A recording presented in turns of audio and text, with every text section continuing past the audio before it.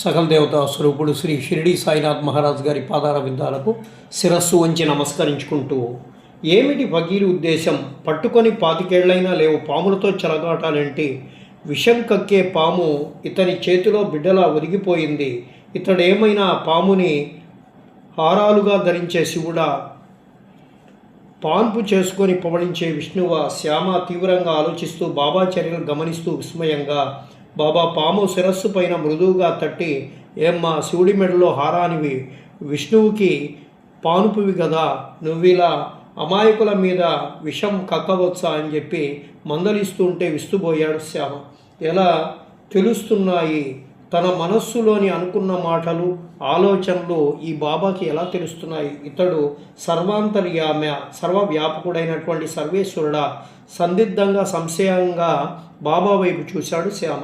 యద్భావం తద్భవతి అని గొణుక్కుంటూ బాబా ఆ పాముని రోగిని కాటు వేసిన చోట ఆనించాడు. పాము తాను కాటు వేసినటువంటి విషయాన్ని తిరిగి వెనక్కి తీసుకున్నట్లుగా గుర్తులుగా కొద్ది క్షణాల్లో రోగి స్వస్థత చేకూరింది, ప్రాణం నిలిచింది. పాముని తిరిగి గుప్పిట్లో వదిలేశారు బాబా.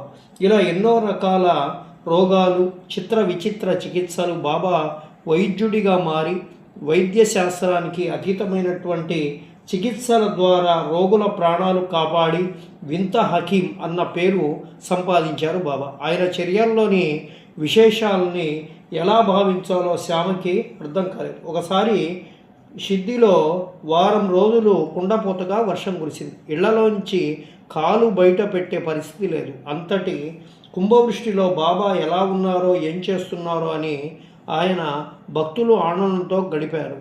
వారం తర్వాత వర్షం తెరపించాక ఆదుతంగా వచ్చి చూస్తే వేప చెట్టు కింద నిశ్చలంగా నిర్భయంగా కనిపించారు బాబా.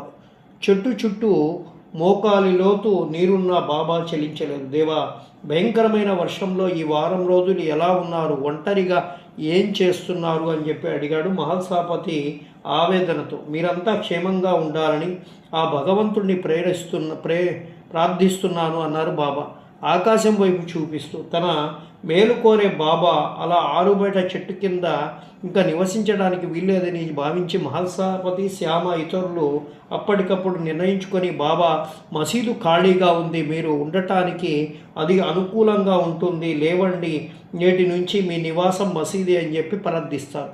అందరూ చేరి పట్టుబట్టడం చేత సరే అంటూ అంగీకరిస్తారు. బాబా అంగీకరించి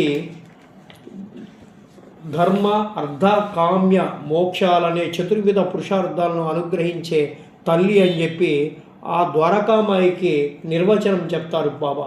ఆ ద్వారకామాయి, ఆ పాడుపడ్డటువంటి మసీదుకి ద్వారకామాయి అని చెప్పి పేరు పెడతారు. 2 గదులు ఆ మసీదు ముంగిట బాబా స్వయంగా తులసి కోట స్థాపించారు. అంతేకాదు మసీదు గోడల మీద ప్రతిరోజు దీపాలు వెలిగించసాగారు. ఇవన్నీ హిందువుల సాంప్రదాయాలు, వీటిని నిత్యం పాటించేవారు బాబా. కానీ ఆయన పొడుగాటి కఫినీ ధరించి తలకి పాగాల గుడ్డ కట్టుకునేవారు. నిరంతరం భగవన్నామంతో స్మరిస్తూ ఉండేవాడు.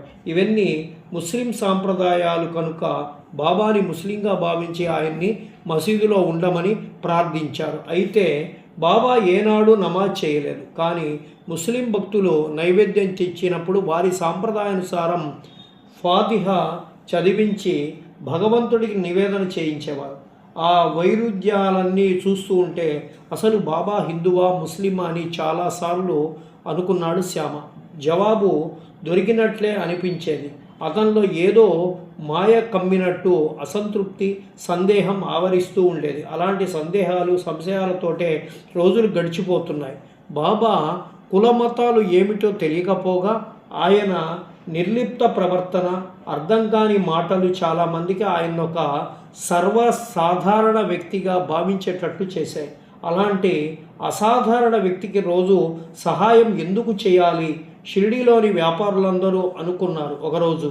అప్పటి వరకు ప్రతిరోజు వాళ్లే మసీదులో బాబా వెలిగించే దీపాలకి అవసరమైనటువంటి నూనెని ఉచితంగా ఇచ్చేవారు. ఆ రోజు ఆ వర్తకుల బుద్ధి మారింది. తమ బుద్ధి మార్పు వల్ల లోకానికి జ్ఞానజ్యోతి ఉదయిస్తుందనే ఆ క్షణాన్ని వారికి తెలియదు. కారణం లేని కార్యం జరగదు కదా. బాబా రోజు వచ్చినట్లే వచ్చి దుకాణం ముందు నూనె పోయించుకునే రేకు డబ్బాలు చూపించి అల్లా మాలిక్ అని చెప్పి అన్నారు. నహీం తేల్ నహి, నూనె లేదు వెళ్ళు అని చెప్పి అప్పుడు అంటారు ఆ వర్తకులు. బాబా మరేం మాట్లాడకుండా మరో దుకాణానికి వెళ్ళి అక్కడ కూడా అలా అడుగుతారు. ఆ వర్తకుడు విసుక్కుంటూ లేదు అని చెప్పి చెప్తారు. అలా వర్తకులందరూ తమ వద్ద నూనె ఉంచుకొని కూడా లేదని అబద్ధం చెప్తారు. బాబా ఖాళీ డబ్బాతో మసీదుకి తిరిగి వస్తాడు. సాయంత్రం అవుతుంది, చీకటి ముసురుకొస్తూ ఉంటుంది. బాబా యథాప్రకారం దీపపు ప్రమిదల్లో ఒత్తులు వేయసాగారు. ఆ వార్త వర్తకులకు తెలిసింది. నూనె లేకుండా దీపాలు ఎలా వెలిగిస్తాడు అనుకుంటూ వర్తకులు ఒకరొకరే వచ్చి చాటు నుండి బాబా చర్యల్ని గమనించసాగారు. బాబా చెంతనే ఉన్నటువంటి శ్యామకు కూడా ఆయన చేష్ట పిచ్చి చేష్టలా అనిపించింది. అంతలో బాబా ఖాళీ నూనె డబ్బాలో నీళ్లు పోశారు. డబ్బా ఎత్తి కొన్ని నీళ్లు తాగి